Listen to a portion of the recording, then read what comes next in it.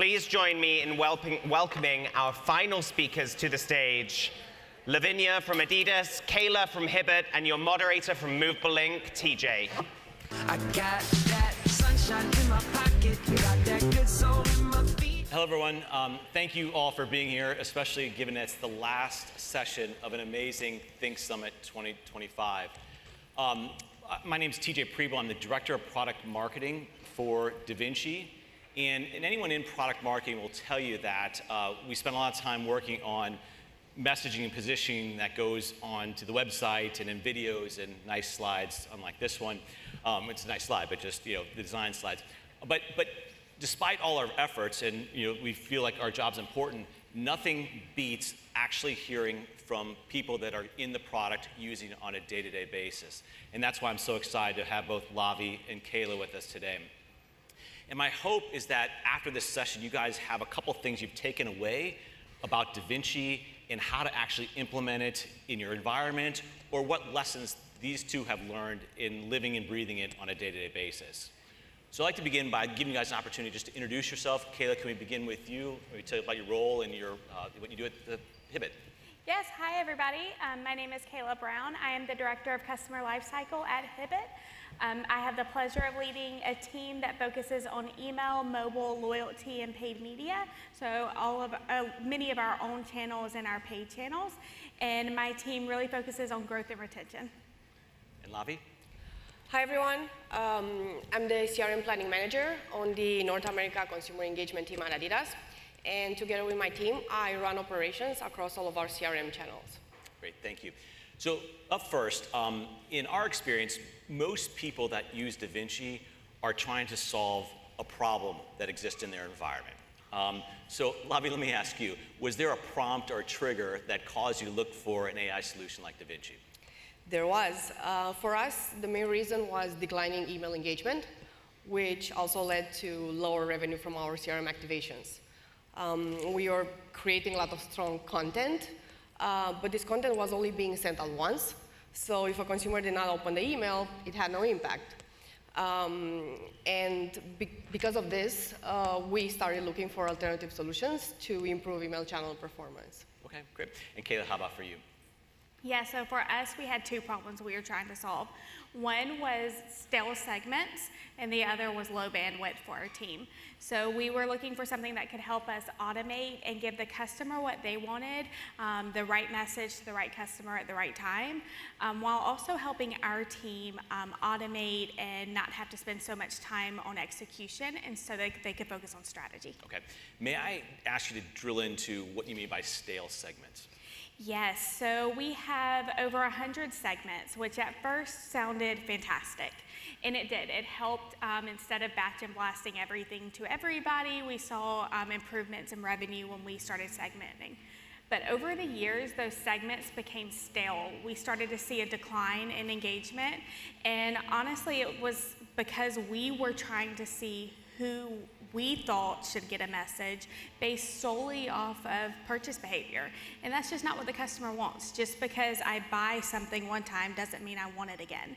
So we needed something that helped tell us what the customer wanted. Yeah, and I think that speaks to the root of one of the challenges that Vinci tries to solve, is that we have lived and breathed segments, but people are dynamic. And I know how I shop, and I know that what I'm looking for now is not always reflective of how I've purchased in the past. And in fact, one of the most interesting data points that we see with Vinci, and we get these from the readouts, is that the segment that somebody has been put in is often like low in terms of the content they're engaging with. So it's fascinating to hear that.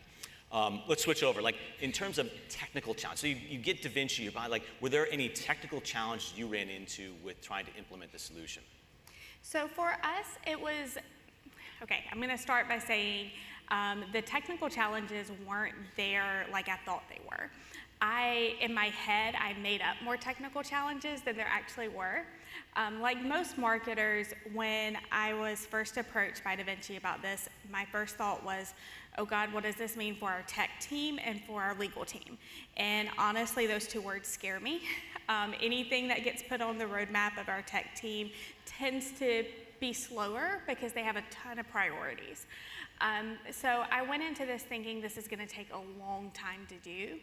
And instead, there was this natural fit with Salesforce that I wasn't aware of. And then Zeta, our ESP, was a great partner and turned on a lot of data to send to Da Vinci. So we have access to their Zeta data cloud. They started sending it very easily. And then Snowflake was an easy integration as well with our IT team. So the feeds and the technical piece was a lot easier than I anticipated. So it seemed intimidating at first. You got worked through a number of things that were able to stand it up without too many issues. That's great. Lavi, one of the things that we hear often is that in addition to technical challenges, which obviously could depend on the company's own environment, there are internal challenges with teams.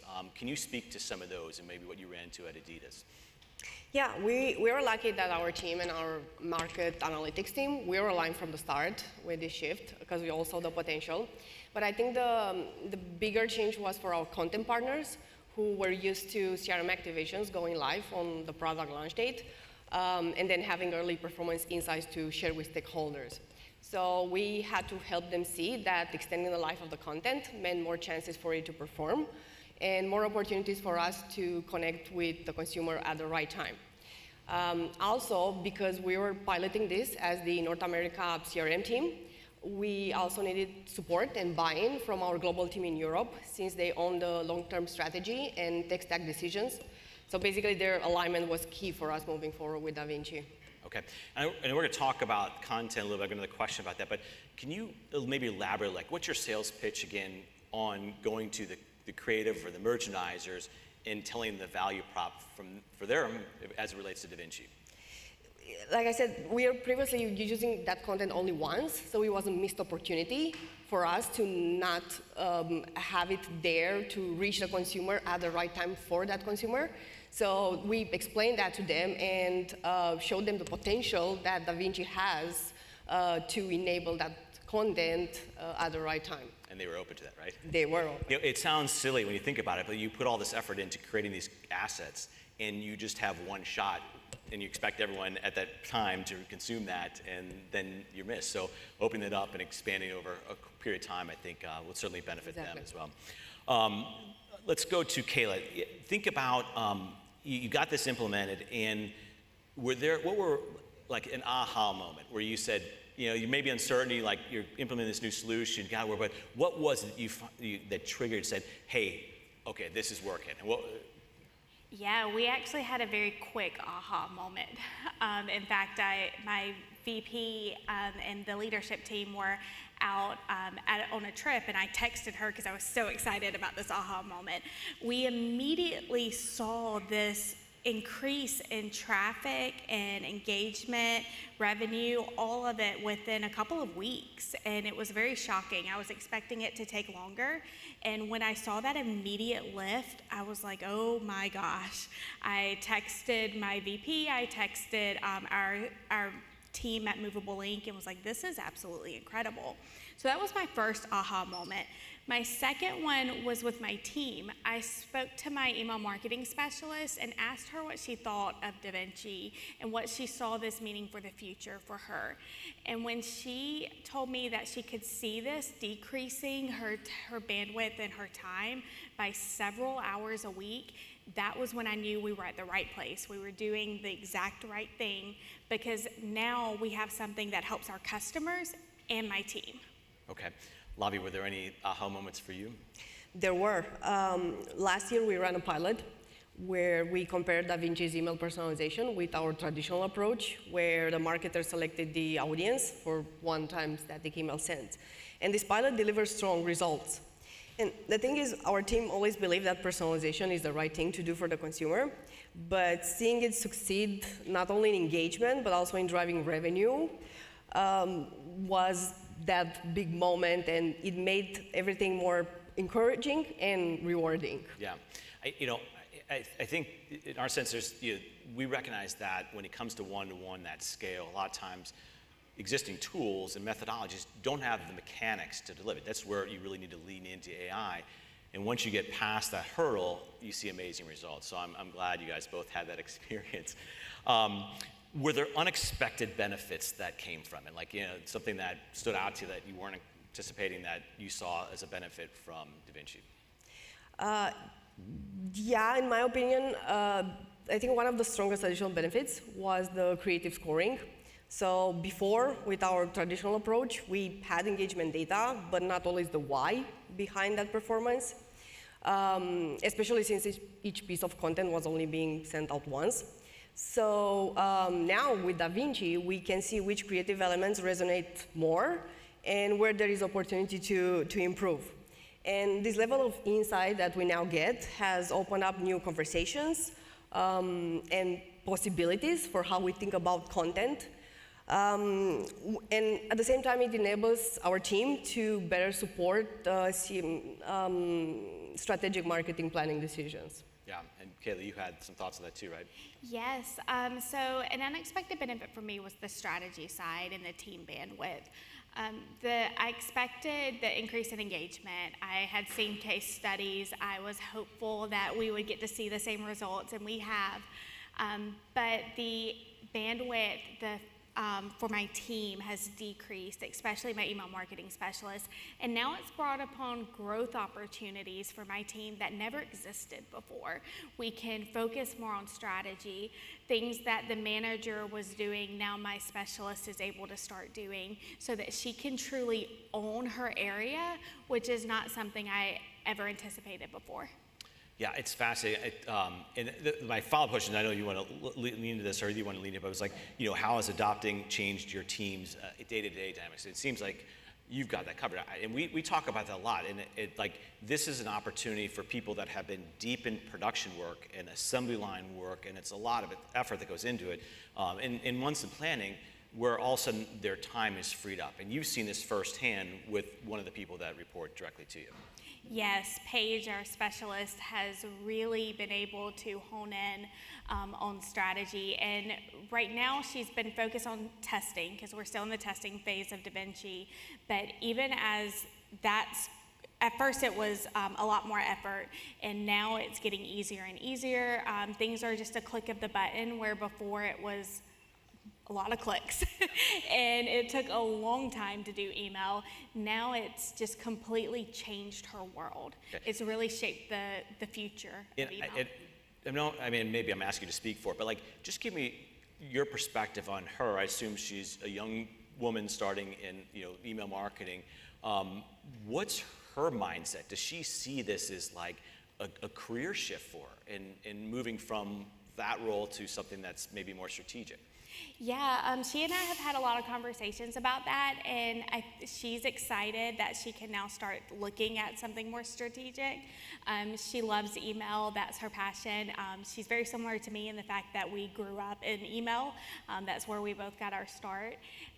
But the execution of it, as great as she is at it, she's excited to now get into the strategy behind it. That's something that I was leading before and her manager was leading. And so the career opportunities it opens up for her is exciting. Great. And Lavi, do you have any thoughts on what's changed from a day-to-day perspective in having used DaVinci? Yes, we had a similar story. So basically, moving to DaVinci, we changed our processes and the way we work with our partners. Our digital content team in North America now briefs directly into DaVinci, which has been a big change. This in turn frees up CRM team to focus more on strategy and insights, something that we weren't always able to do before. So basically now we're partnering with AI to understand what is working and why. And it's not just about execution of emails anymore, but about learning and evolving together with the tool. Yeah, I wanted to follow up to a question I asked you about with the content, and one of the things that is very interesting is marketing analytics data has been pretty consistent. You've got performance and deliverability metrics, but as we talked about at the keynote, DaVinci offers these strategic insights, and it comes in a lot of forms, which we went over to, but one of it is just understanding if this creative is even working, and potentially if it's working within a particular audience. And I just think that essentially you're constantly polling your audience and how much of an impact that must have, and you're still in infancy trying to figure out, how does that impact your other decisions, whether it's doing ads or your website or other types of campaigns. Do you guys see it going there, where what you're learning in Da Vinci is going to impact other strategies within your organization. Caleb, maybe. Yeah, definitely. It already is. When we first started talking about Da Vinci, I brought our creative director into it, and no lie, she shed a tear because of the creative insights it was going to provide. She was so excited. It's something we never had before. And now it's shaping the way email looks, the way potentially social looks. They're already changing how they shoot because of how Da Vinci is saying the audiences respond to different things. So it's changing marketing as a whole, not just email. So just to clarify, your creative team is now adapting based on what they've learned from Da Vinci. 100%. They are all in, and it's been great. I thought that it was going to take more to get some of the teams all in on it, but it's been great on our side. Have you seen something similar to that, do you think? We have. So we are looking at the creative insights that Da Vinci provides, and now we're sharing that with our content partners, obviously, but I was also with our digital planning team to inform future activations and content plans. So that's something that we couldn't really do before. So yes, we are partnering with them to understand and work towards better activations. So Lavi, you've implemented Da Vinci, and you're early in your progression. What's up next? What are some of the things you're looking to do? Yeah, we are looking at send time personalization next. So Da Vinci learns when each user is most likely to engage, and then adjusts send times accordingly. We are also currently testing frequency optimization on a one-to-one level, tailoring how many emails each person receives based on their behavior. And these efforts allow us to optimize for the right time and frequency, which are two of the 5 rights that guide our personalization strategy, and which also play a key role in improving the experience for the consumer and also driving stronger financial performance for the brand. Great. Kayla, how about you guys? Yeah, first step is just changing our creative playbook. Like I mentioned, our creative director is all in on this. So we're looking at how does this impact our creative as a whole. But then also, how does it impact personalization? So like Lavi mentioned, we're going to be doing one-to-one personalization on the Hibbett side as well. Just seeing how we can bring Studio more into the mix with Da Vinci, send time personalization, frequency optimization. And then outside of that, how does this impact our testing strategy? It's going to be a big one for us. So we have a very extensive testing team. We did over 100 tests last year, and so now that we have this, it opens up even more doors for testing. That's great. Okay, so my last question, and I think we're right on time, is people in the audience here, probably some of them are thinking about Da Vinci, others are using, others may be thinking about it down the road. What advice, Kayla, would you have someone that's thinking about Da Vinci and what you've learned through this experience? Yeah, my biggest thing is don't let fear stop you. For me, I was scared of the time it would take. I was scared of what it would mean for my team. Does it take away their job? And instead it did the opposite. It gave more opportunities, and it didn't take as long to do as we thought it was going to. So don't let fear stop you. Don't let the thought of change stop you. Go all in, start small, test, and you'll see the results right away. Great. And how about you, Lavi? Words of wisdom for everyone else. Yeah, I would say be open-minded, be curious, and take the time to understand how the tool works. I personally love the independence the tool provides in running our operations, and I also think that there is real value in the insights it gives you, which can help you make better decisions and then connect with consumers in a more meaningful way. Great. Well, thank you both. This has been very, very insightful, and hopefully you all learned at least something else you may not have before about Da Vinci. And I appreciate your time today, and Kayla and Lavi, thank you very much for joining us. Thank you.